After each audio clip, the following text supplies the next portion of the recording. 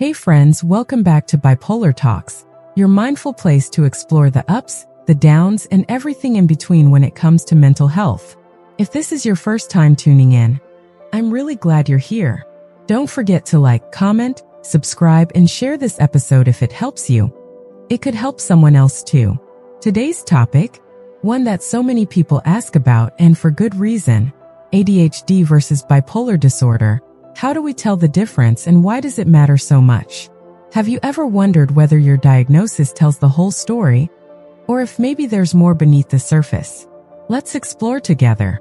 Over the years, I've spoken to countless people who grew up being told they had ADHD, but as they got older, especially in their 20s or 30s, something didn't add up. Their lives started to unravel. Relationships, jobs, mental health, all struggling. Eventually, they discovered they weren't just dealing with ADHD. It was actually bipolar disorder all along. And let me tell you, realizing that you've spent most of your life treating the wrong condition is devastating. It's like being given directions to a place you never intended to go. Have you ever felt like your treatment plan wasn't working, but you couldn't explain why? One expert whose work I've come to really appreciate is Dr. Roberto Olivardia, a psychologist from Harvard. He's done some incredible research that highlights just how often ADHD and bipolar disorder show up together. Get this, up to 70% of people with bipolar disorder also have ADHD, and around 20% of those with ADHD may develop bipolar disorder later. That overlap is real. When both conditions are present, what we call a co-occurring disorder, it can make everything more complicated. The symptoms can feed off each other. The lines between them can blur. Ever felt like your brain was running in two directions at once? It might not be just one thing going on. Now here's something we need to talk about honestly. Stigma and denial. When a doctor first mentions bipolar disorder, it can be terrifying. That label carries a lot of weight.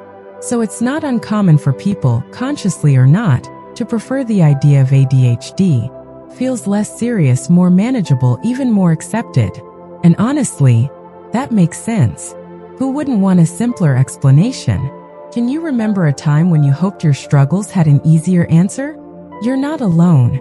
Sometimes we even search for that easier answer.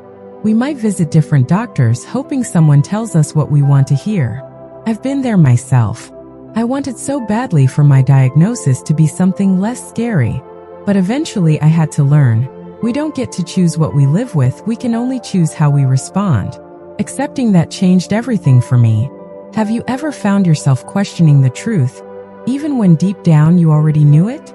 Here's a tough reality. If you walk into a clinic already convinced you have ADHD, and you don't share your full experience, you might walk out with the wrong diagnosis and the wrong medication. For someone with undiagnosed bipolar disorder, a stimulant like Ritalin can actually worsen symptoms, even triggering full-blown mania. We've all seen headlines where someone spirals after being given the wrong medication. And so often this is how it starts. Has a medication ever made your symptoms worse instead of better? That could be a sign to look deeper.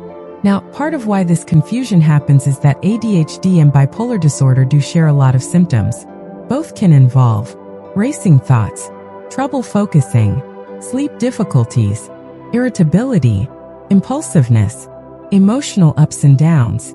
So if you only talk about the hyperactivity or impulsiveness, a doctor might assume it's ADHD.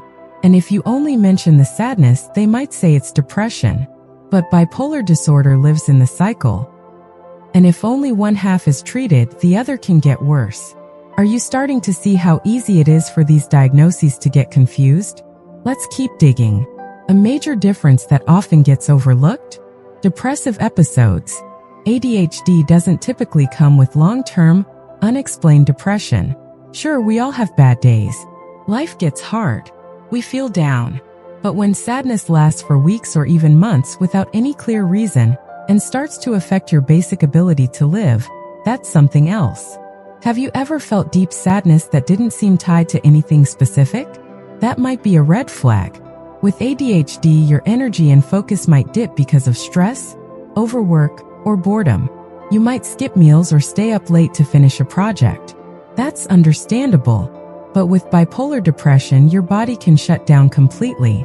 no apetite, no sleep, no motivation. And no clear reason. It's like a dark cloud takes over, and even things you once loved feel empty. Do you remember a time when your world went gray, even when nothing bad was happening?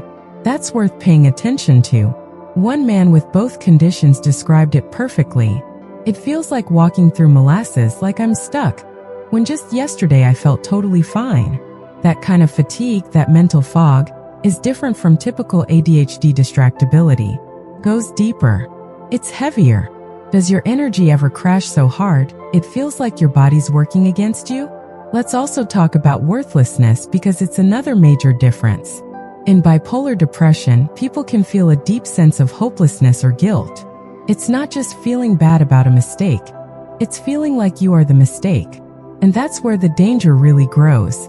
1 in 5 people with bipolar disorder will die by suicide, and about half will attempt it at some point in their life. That's why an accurate diagnosis matters, because the consequences are so real. If you had a 1 in 5 chance of a car crash, would you drive without a seatbelt? Let's not take those odds with our minds. Now let's switch to the other side of bipolar, mania. It can start off feeling incredible, like the best version of yourself. You're full of energy. You barely need sleep. You feel powerful, even unstoppable. That's hypomania. And it's dangerous because it feels so good at first. Have you ever felt like you were on top of the world but maybe too high too fast? Sometimes mania goes even further, turning into what's called grandiosity, where you might believe you're destined for greatness or on a mission from the universe. That's not something we usually see with ADHD. Then there's dysphoric mania, the angry, irritable, agitated kind. This is when people act out, take big risks, or become aggressive.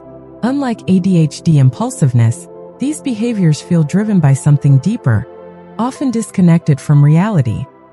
Have you seen a shift in yourself or someone else that felt like more than just being impulsive? Someone with ADHD might impulsively go out for fun or overspend once in a while, but someone in bipolar mania might drain their entire savings, max out credit cards, and crash hard the next day with regret. And when mania returns, they might do it all over again. Does your behavior ever scare you after the fact? Or feel like someone else was in control? Now here's one of the biggest differences. Psychosis. ADHD never includes psychosis. But in severe cases of bipolar disorder, especially bipolar I, it can show up. This might mean hallucinations, delusions, or total detachment from reality. It's serious. It's frightening. And it's why I've been hospitalized before. Have you or someone you love ever had a moment where the world didn't feel real anymore? Don't ignore it. That's a sign to seek help. I know this is a lot to take in. If your head's spinning, that's okay.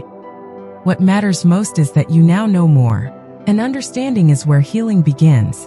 While ADHD and bipolar disorder can look similar, they are not the same. Bipolar symptoms are longer, stronger, and more dangerous if left untreated. And because they often appear together, any good doctor should look for both before making a diagnosis. What if learning more today could change your entire treatment tomorrow? If this episode spoke to you, if it sparked something deep or brought you clarity, please share it. You never know who else might need this message. And if you're navigating bipolar for the first time, know that you don't have to do it alone. I live with it too. I'm not a doctor, but I'm someone who's been through the storm and made it my mission to help others find their way through. Don't forget to like, comment, subscribe, and share this episode. Let's keep building a mindful, supportive community together. Disclaimer: this episode of Bipolar Talks is for informational purposes only. It's not meant to replace professional medical advice. Always consult a licensed mental health professional for diagnosis, treatment, and ongoing support. Until next time, be gentle with yourself and stay mindful. You're not alone.